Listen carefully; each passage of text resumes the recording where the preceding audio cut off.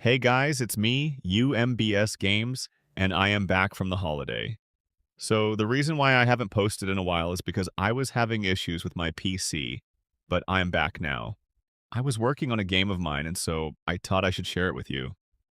So the game doesn't currently have a name. So if you know a good name for the game, leave it in the comments below.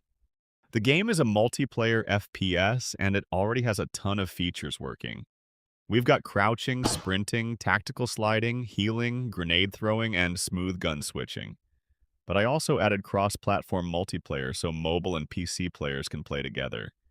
Getting all these mechanics fully coded and networked in Godot only took me about 1 to 2 months of work. But to be totally honest with you guys, I really have no idea where this game is going. I was originally planning on making a paintball game, but right now I don't even know. I really want to build something fun, so leave your ideas down in the comments on what this should actually be.